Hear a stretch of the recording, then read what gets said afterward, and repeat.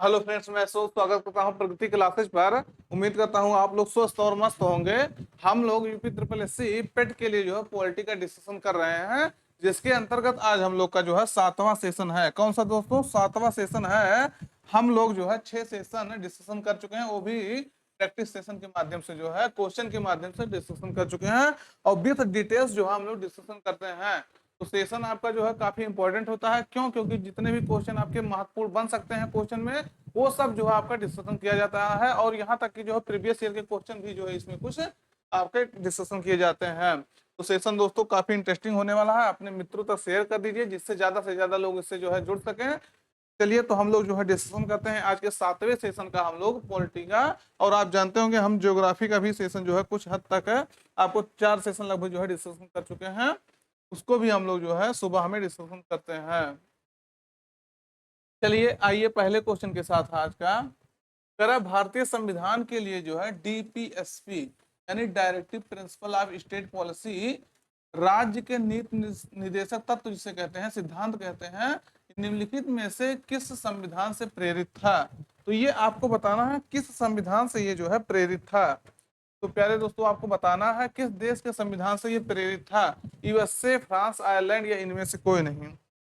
तो आप जानते होंगे नीति निर्देशक तत्व मतलब होता है सरकार को जो है बताया गया एक रास्ता है कि सरकार को ये काम करना चाहिए, वो आपका नीति निर्देशक तत्व है। क्या है? डीपीएसपी है। तो जो है डीपीएसपी, ये आपके संविधान के पार्ट 4 में डिस्कशन किया गया है इसके बारे में। आर्टिकल 36 से लेकर के 51, 36 से 51 तक इसके बारे में डिस्कशन किया गया है। वो ये आपके आयरलैंड के संविधान से लिया गया है। किस देश के संविधान से लिया गया है? आयरलैंड के संविधान से लिया गया है। तो याद रखना है, आपके लिए काफी इंपॉर्टेंट क्वेश्चन है दोस्तों। किस देश के संविधान से लिया गया है? आयरलैंड के संविधान से लिया गया है। चलिए अगला देखते हैं। इसके बारे में हम कई बार आपको डिस्कशन कर चुके हैं डीपीएसपी के बारे में। अगला है भारतीय संविधान के अनुच्छेद 19 में जो है, अनुच्छेद 19 में कौन सा अधिकार शामिल है? तो जो आर्टिकल 19 है फंडामेंटल राइट्स के तहत, उसमें कौन सा अधिकार आपका शामिल है? संवैधानिक उपचारों का अधिकार, वाक और अभिव्यक्ति स्वतंत्र का अधिकार, शोषण के विरुद्ध अधिकार और धर्म की स्वतंत्रता का अधिकार। तो 19 में जो है, आर्टिकल 19 में जो है दोस्तों, वो आपके जो है वाक और अभिव्यक्ति की स्वतंत्रता का अधिकार आपको जो है शामिल किया गया है। यानी right to freedom of speech and expression, इसके माध्यम से हम लोग जो है बोल सकते हैं, स्पीच दे सकते हैं, भाषण दे सकते हैं, और अपने माध्यम से जो है लोगों को संबोधित कर सकते हैं। चाहे पत्रकार के रूप में आप कह सकते हैं, या जो है समाचार के माध्यम से हम लोग जो है, हमको अधिकार मिलता है कि अपने स्पीच और एक्सप्रेशन को जो है हम लोग व्यक्त कर सकते हैं। तो ये आपको ध्यान रखना है। जो आर्टिकल 19 है, 19 का 1, इसके तहत हम लोग को जो 6 स्वतंत्रताएं दी गई हैं, जिसमें से आपका एक है वाक और अभिव्यक्ति स्वातंत्र का अधिकार है, यानी right to freedom of speech and expression. तो प्यारे दोस्तों याद रखना है। और अगर इसमें देखेंगे तो ये संवैधानिक उपचारों का अधिकार, यानी कॉन्स्टिट्यूशनल रेमेडी, इसका अधिकार है, ये 32 में है आर्टिकल। और ये आपका हो गया शोषण के विरुद्ध अधिकार, ये जो है आपके 23 और 24 में दिया गया है। अगर इसका देखेंगे धर्म की स्वतंत्रता का अधिकार, तो 25 से लेकर के 28 तक इसके बारे में जिक्र किया गया है। तो याद रखना है, ये इंपॉर्टेंट है आपके लिए, क्वेश्चन बहुत बार इससे पूछा गया है। अगला, संसदीय प्रणाली में जो है, जो कॉन्स्टिट्यूशनल है, पार्लियामेंट्री है, संसदीय प्रणाली में जो है कार्यपालिका किसके प्रति उत्तरदायी होती है? यानी in the parliamentary system to whom is the executive answerable या रिस्पॉन्सिबल। तो संसदीय प्रणाली में जो है कार्यपालिका किसके प्रति रिस्पॉन्सिबल होती है? विधानमंडल, जनता, न्यायपालिका या इनमें से कोई नहीं। तो दोस्तों आप जानते होंगे जो हमारे यहाँ पार्लियामेंट्री टाइप की जो है सिस्टम कार्य कर रहा है, उसमें आप देखते होंगे जो सरकार है, सरकार आपका संसद या तो कह लीजिए केंद्र में, या राज्य में कह लीजिए विधानमंडल, उसके प्रति जो है रिस्पॉन्सिबल होती है। इनको जो है, अगर सीधी सी बात कहें तो सरकार जो है केंद्र में कह सकते हैं लोकसभा के प्रति रिस्पॉन्सिबल होती है, और राज्य में जो है विधानसभा के प्रति रिस्पॉन्सिबल होती है। उसको संसद भी कहा जाता है और स्टेट में विधानमंडल भी कहा जाता है। तो ये बात आपको ध्यान रखना है। आप कभी भी जब एक बार सरकार को चुन देते हैं तो सरकार जो है जनता के प्रति डायरेक्ट जो है रिस्पॉन्सिबल नहीं होती है, ना न्यायपालिका के प्रति रिस्पॉन्सिबल होती है। सरकार को अपना बहुमत सिद्ध करना होता है, और वो बहुमत कहाँ होता है? विधानमंडल में होता है। अगर केंद्र में देखेंगे तो संसद में होता है, राज्य में देखेंगे तो विधानमंडल में वो बहुमत सिद्ध होता है। ये आपको याद रखना है। अगला है, निम्नलिखित में से कौन सी जो है भारतीय संविधान की मुख्य विशेषता नहीं है? यानी which are the following is not a main features of the Indian constitution.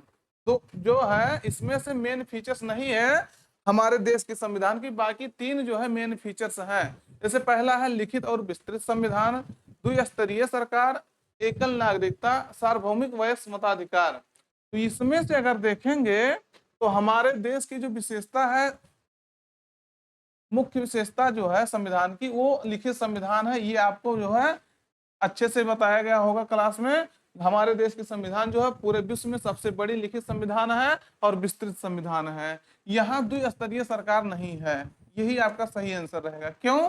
क्योंकि आप जानते होंगे सरकार हमारे यहाँ त्रिस्तरीय है। एक केंद्र स्तर पर होता है सरकार, एक राज्य स्तर पर, और एक जो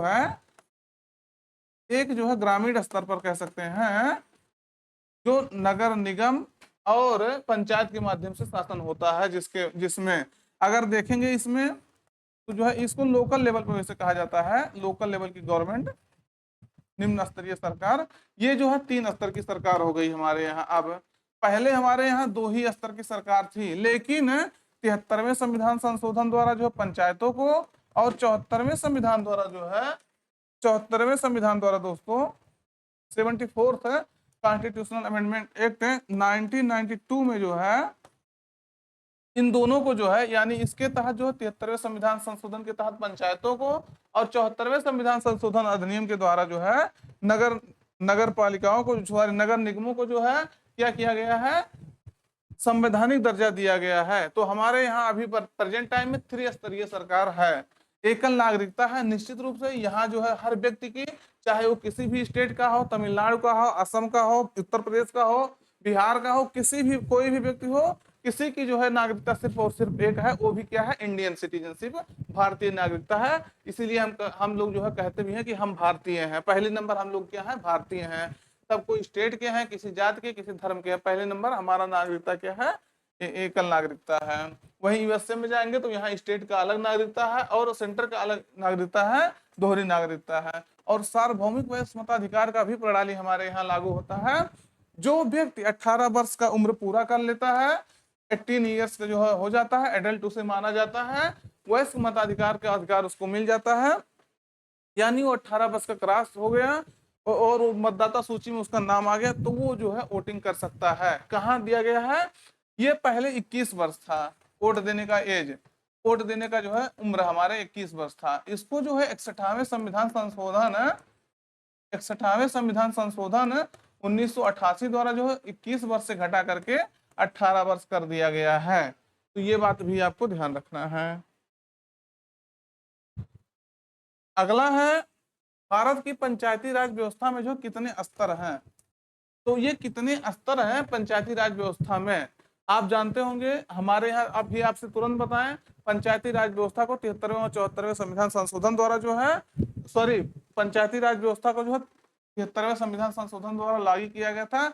इसमें जो है 3 स्तरीय जो है क्या था? 3 स्तरीय सिस्टम था।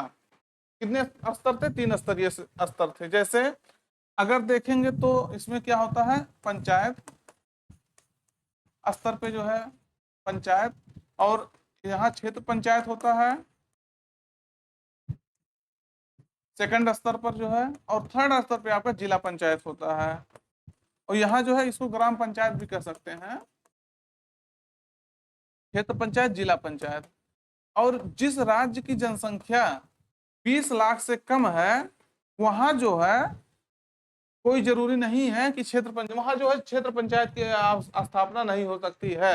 यानी जिस राज्य की जनसंख्या 20 लाख से अधिक है वहां ही जो है जो मध्य स्तरीय पंचायती राज व्यवस्था है, जिसे क्षेत्र पंचायत कहते हैं, जो ब्लॉक लेवल पे कार्य करता है, ये स्थापित होगा, अदरवाइज नहीं स्थापित होगा। लेकिन हमारे यहाँ जो व्यवस्था है वो 3 स्तरीय व्यवस्था है, इसको ध्यान रखना है।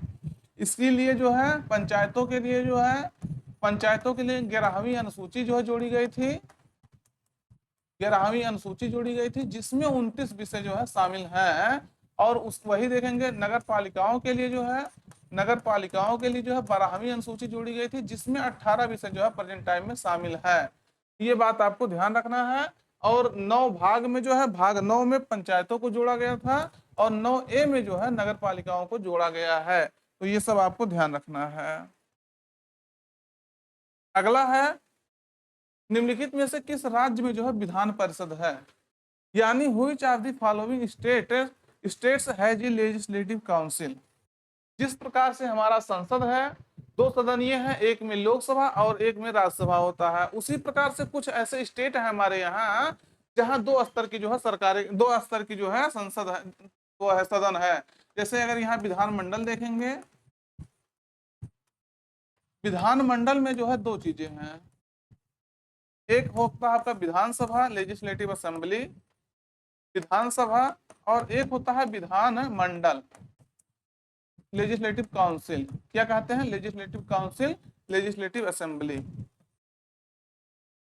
तो आप जानिए कि विधानमंडल जो है इसमें केवल 6 ऐसे राज्य हैं जहां विधानमंडल है। क्या है?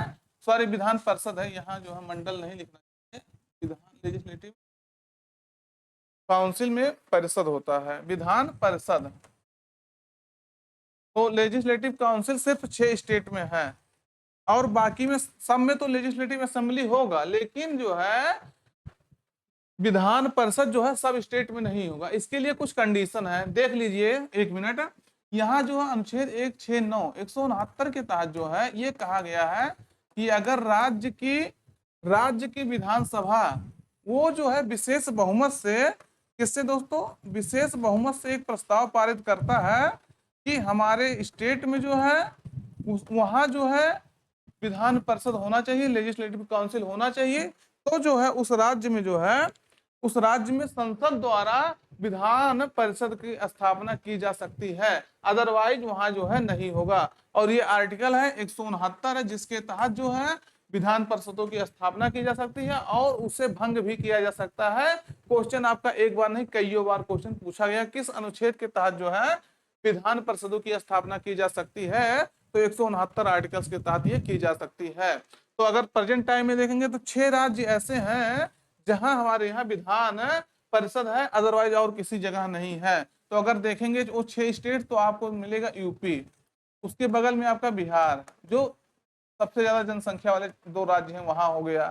फिर आपको देखेंगे महाराष्ट्र MH, फिर कर्नाटका, और देखेंगे 2 राज्य तो आपका आएगा एक आंध्र प्रदेश, एक आपका उसी का जो है भाई तेलंगाना।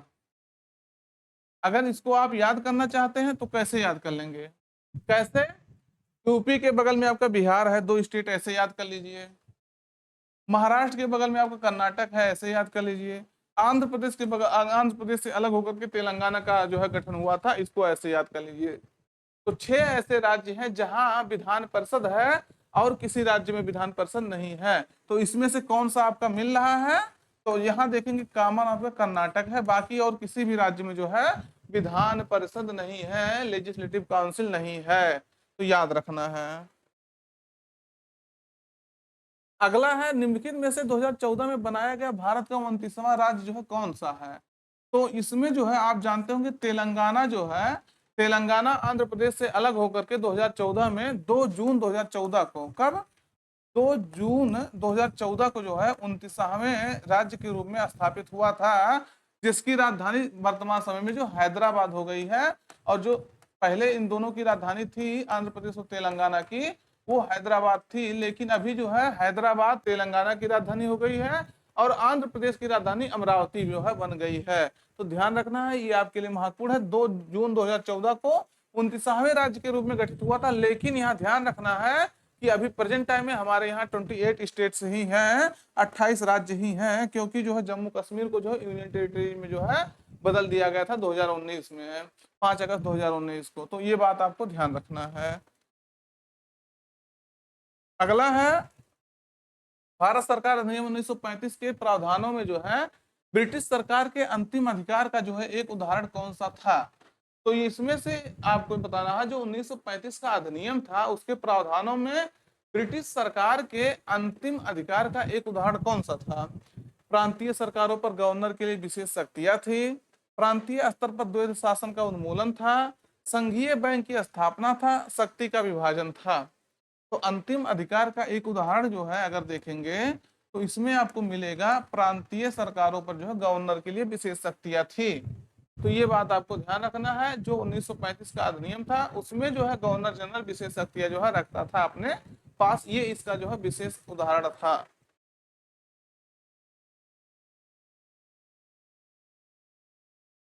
अगला है भारत सरकार अधिनियम 1935 के अनुसार जो है मुख्य न्यायाधीश के साथ कितने न्यायाधीशों की नियुक्ति की गई थी। तो 1935 में जो है संघीय न्यायालय की स्थापना हुआ था। यहाँ आपको जो है फेडरल कोर्ट देखना है, क्योंकि सुप्रीम कोर्ट की जो स्थापना हुई थी वो आपके 1950 में हुई थी। फेडरल कोर्ट की स्थापना जो है 1935 का जो अधिनियम था गवर्नमेंट ऑफ इंडिया एक्ट, उसके तहत जो है फेडरल कोर्ट की स्थापना हमारे यहाँ 1937 में जो है की गई थी। कहाँ? न्यू दिल्ली में। ये बात आपको ध्यान रखना है। कब? 1937 में की गई थी फेडरल कोर्ट की स्थापना। इसमें जो है 6 जजों की नियुक्ति की गई थी, 6 जजों की नियुक्ति की गई थी। उसमें से एक आपका मुख्य न्यायाधीश था, CJI था, और 5 वो आपके अदर जो है जज थे। कौन था? 5 अदर जज थे। तो बातें आपको क्रिस्टल क्लियर होना चाहिए, इसमें कोई कंफ्यूजन नहीं रखना है। और बाद में जब सुप्रीम कोर्ट बना था 1950 में, तो ये आपका जो है एक सुप्रीम कोर्ट बना था, ना कि जो है फेडरल कोर्ट बना था। ये आपका सुप्रीम कोर्ट बना था कब? 1950 में। तो बातें आपको याद रखनी है जी जो बताई गई हैं।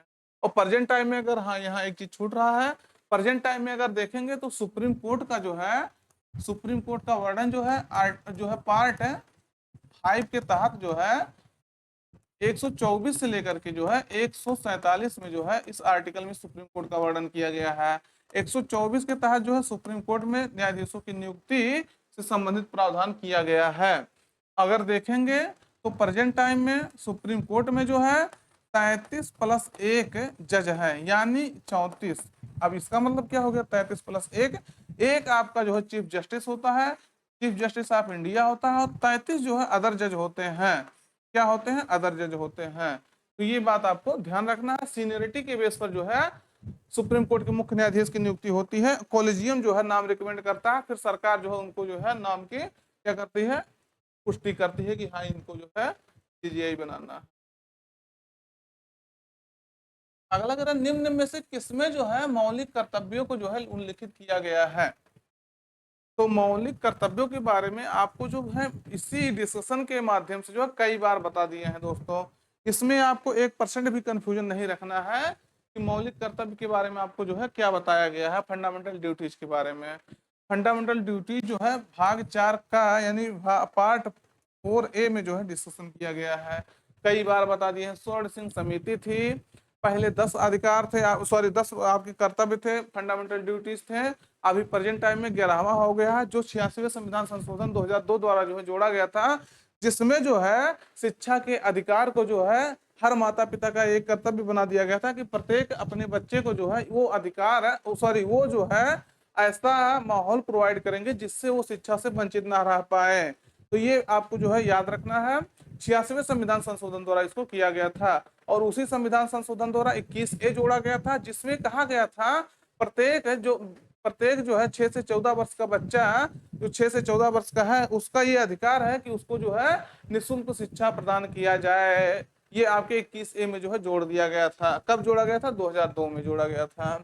तो यूएसएसए के जो है यानी यूएसएसआर के जो है संविधान से, यूएसए नहीं यूएसएसआर के, सोवियत संघ यानी रूस के संविधान से हम लोग जो है मूल कर्तव्यों को लिए थे। कौन रिकमेंड किया था? तो स्वर्ण सिंह समिति जो है रिकमेंड की थी। और अगर देखेंगे तो 42वें संविधान संशोधन 1976 द्वारा दोस्तों 42वें संविधान संशोधन 1976 द्वारा जो है भाग 4 में जो है चार चार में का जोड़ करके जो है 51A के तहत जो है आर्टिकल 51A के तहत जो है इसको जोड़ा गया था। अगला है निम्नलिखित सॉरी भारतीय संविधान का अनुच्छेद 343 किसके बारे में है? तो आर्टिकल जो 343 है वो किसके बारे में है? राज्यपाल द्वारा विशेष संबोधन है, या संसद का संविधान है, या भारत के राष्ट्रपति के बारे में है, या संघ की राजभाषा के बारे में है? तो दोस्तों बताइए ये जो आर्टिकल 343 है ये किससे रिलेटेड है? What is article 343 of the Indian constitution about? तो ये अगर देखेंगे तो हमारे जो संघ की हमारे जो ऑफिशियल लैंग्वेज है यूनियन की उसके बारे में जिक्र किया गया है। आप जानिए दोस्तों जो हमारा देश है उसका जो है एक राजकीय भाषा है, ना कि जो है राष्ट्रीय भाषा है। तो हमारे यहाँ संघ की राजभाषा जो है हिंदी है और लिपि जो है देवनागरी है। भाषा क्या है दोस्तों? संघ की भाषा जो है हिंदी है और लिपि जो है क्या है? देवनागरी है। किसमें कहा गया है? ये आपके जो है आर्टिकल 343 343 में कहा गया है। और संघ की राजभाषा, राजभाषा मतलब होता है कामकाज की भाषा, ना कि राष्ट्र की भाषा। यहाँ कह रहा है हमारे देश में राष्ट्र की भाषा हिंदी नहीं है। क्यों? क्योंकि आप जानते होंगे अगर राष्ट्र की भाषा हिंदी को जो है बनाने की बात की जाती है तो कई सारे स्टेट इसके लिए जो है विरोध करते हैं। इसके कारण से जो है क्या होता है संघ की राष्ट्रभाषा जो हिंदी नहीं बन पाती है। तो अभी जो है इसको ध्यान रखना है, आपके लिए इंपॉर्टेंट है। आप लोग को बताना है जो हमारे 8वीं अनुसूची है उसमें जो है कितने भाषाओं को संविधान के तहत मान्यता दी गई है। अगला क्वेश्चन है निम्न में से कौन सा अनुच्छेद जो है धन विधेयक को परिभाषित करता है? Which of the following articles defines money bill? तो मनी बिल को जो है कौन सा आर्टिकल डिसाइड करता है आपको बताना है। 112, 111, 110, नन ऑफ दीज। तो अगर देखेंगे ध्यान से इसको दोस्तों तो आप देखेंगे 112 में जो है annual financial statement, annual financial statement के बारे में जिक्र कहा गया है, जिसके बारे में हम कहते हैं बजट है। ये बजट को हमारे संविधान में बजट की भाषा बजट नहीं लिखा गया है, उसको कहा जाता है एनुअल फाइनेंशियल जो है स्टेटमेंट, वार्षिक वित्तीय विवरण जो है इसके रूप में परिभाषित किया गया है। तो 112 में आपके बजट के बारे में है, 111 में जो है आपके इससे संबंधित है कुछ, लेकिन 110 में आपका जो है मनी बिल के संबंधित जो है बातें की गई हैं। किसके बारे में? मनी बिल के बारे में। इसका मतलब क्या है? मनी बिल जो है केवल और केवल लोकसभा में जो है इंट्रोड्यूस किया जा सकता है, प्रस्तुत किया जा सकता है। राज्यसभा में इसको जो है प्रस्तुत करने का अधिकार नहीं है। हमारे जो वित्त मंत्री होते हैं वो जो है मनी बिल को लोकसभा में प्रस्तुत करते हैं, वो भी राष्ट्रपति के सहमति से। किसमें कहा गया है? 110 में, सॉरी 12 में तो आपके बजट है, 110 में कहा गया है। और इसमें अगर देखेंगे आप तो राष्ट्रपति से पूर्व सहमति ले ली जाती है और ये इस पे जो है राज्यसभा को बहुत कम अधिकार दिया जाता है। सिर्फ और सिर्फ 14 दिन का जो है अधिकार दिया जाता है। अगर 14 दिन में राज्यसभा जो इस पे सहमति नहीं बनाता है, इस पे जो है अपना सहमति नहीं देता है, तो वो पास माना जाता है। यानी इसके मामले में धन विधेयक से संबंधित जो है मामले में राज्यसभा को बहुत कम पावर दिया गया है। और कौन सा विधेयक धन विधेयक है कौन सा नहीं है उसको जो है पहचानने का अधिकार जो है लोकसभा अध्यक्ष को है कि कौन सा विधेयक जो है धन विधेयक है कौन नहीं है। तो कौन उसको बताएगा? लोकसभा का अध्यक्ष बताएगा। और यहाँ एक बात अच्छा और आपका छूट रहा है, अगर स्टेट में देखेंगे राज्य में तो इसके बारे में जो है धन विधेयक के बारे में 199 में जो है बात की गई है। कहाँ की गई है? 199 में। अगला है वह आदर्श है जिन्हें राज्य को जो है नीतियों का निर्माण करते समय ध्यान में रखना चाहिए। तो अभी हम आपसे बताएं राज्य के लिए जो है एक दिशा निर्देश है आपका क्या? राज्य नीति के तत्व जो आपके पहले बता दिए भाग 4 में जो है 36 से 51 में वर्णन किया गया है। तो ये राज्य को जो दिशा निर्देश देता है कि राज्य इस हिसाब से जो है काम करेगा। ये जो है डीपीएसपी आपके आयरलैंड के संविधान से लिया गया था। अगला है निम्न में से कौन सी सर्वोच्च न्यायालय के न्यायाधीश की सेवानिवृत्ति की सही आयु है? तो इसमें बताना है 60 वर्ष, 62 वर्ष, 65 वर्ष या 58 वर्ष। अगर इसमें देखेंगे आप तो सुप्रीम कोर्ट का पूछ रहा है, सर्वोच्च न्यायालय का पूछ रहा है। किसका पूछ रहा है? सुप्रीम कोर्ट का पूछ रहा है। सुप्रीम कोर्ट के जजों की जो है रिटायरमेंट एज कितना है? तो ये आप सीधे आपको लगाना है कितना, 65 ईयर्स है। सुप्रीम कोर्ट के जो हमारे जज हैं वो जो है 65 ईयर्स पर जो है रिटायर होते हैं, और जो हमारे हाई कोर्ट के जज हैं वो हमारे जो है 62 वर्ष पर जो है रिटायर होते हैं। कितने? 62 वर्ष पे रिटायर होते हैं। तो आपको याद रखना है, इंपॉर्टेंट है आपके लिए। अगला है, निम्नलिखित में से कौन से देश जो है I2U2 ग्रुपिंग से संबंधित है? तो I2U2 जो है ग्रुपिंग से संबंधित जो अगर देखेंगे तो इसमें से कौन से देश शामिल हैं? तो आपका शामिल हो जाएगा दोस्तों भारत, इजराइल, यूएसए, यूएई, यानी I2U2। इसका मतलब हो गया 2 I, 2 आपका U। I माने इजराइल मान लीजिए, I माने इंडिया, U माने यूएसए, और एक U मतलब यूएई। ये अक्टूबर 2021 में जो है गठित एक संगठन है, तो ध्यान रखना है। जिस प्रकार से हमारा हमारा जो है आप जानते होंगे क्वाड है, उसी प्रकार से, हालांकि क्वाड में जो है उसमें खाली अगर देखेंगे तो इंडिया सिर्फ इसमें है और यूएसए है क्वाड में। और क्वाड में अगर देखेंगे तो इसमें जो है, हाँ देख लीजिएगा, क्वाड जिस तरह से क्वाड कार्य कर रहा है उसी प्रकार से ये जो है आपका I2U2 कार्य कर रहा है। तो क्वाड में अगर देखेंगे तो इंडिया है, यूएसए है, जापान है, कौन है? जापान है, और आपका ऑस्ट्रेलिया है। याद रखना है। तो I2U2 में कौन कौन शामिल है? Israel, India, USA, UAE. कौन कौन? Israel, India, USA, UAE. 2021 में ये गठित हुआ है। अगला है, निम्नलिखित में से कौन से देश, सॉरी ये हो गया आपका, निम्नलिखित में से कौन लोकसभा के प्रथम अध्यक्ष जो है स्पीकर थे? तो ये जो है अगर देखेंगे इसमें से तो जीबी मावलंकर के बारे में कई बार आपको नाम जो है सुनाई दिया होगा, जीबी मावलंकर। गणेश वासुदेव मावलंकर जिसे कहते हैं, इनके जो है ये क्या थे दोस्तों? ये लोकसभा के पहले जो है स्पीकर थे। तो ये आपको ध्यान रखना है। कौन था? गणेश मावलंकर, गणेश वासुदेव मावलंकर। प्रेजेंट टाइम में कौन है? तो प्रेजेंट टाइम में ओम बिरला जी हमारे जो है क्या है? स्पीकर हैं लोकसभा में। तो दोस्तों आज का जो आपका सेशन था यहीं पर समाप्त होता है।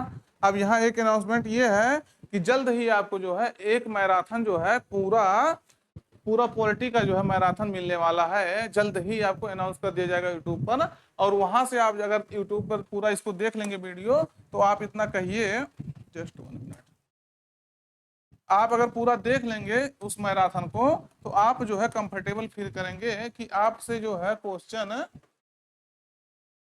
जस्ट आपसे क्वेश्चन जो है छूटेगा नहीं। तो जो भी क्वेश्चन रहेगा लगभग क्वेश्चन आपका यहीं से जो है फंस जाएगा। तो हम लोग जो है जल्द ही उसको अनाउंस करेंगे, और हम लोग का ये जो पर डे वाला सेशन है ये कंटिन्यू रहेगा, जिससे जो है जो आपके एग्जाम में क्वेश्चन पूछने वाले हैं, 10 क्वेश्चन लगभग इससे आने वाले हैं, तो आपका सब कवर हो जाए। तो फिर मिलते हैं नए सेशन में। Thank you.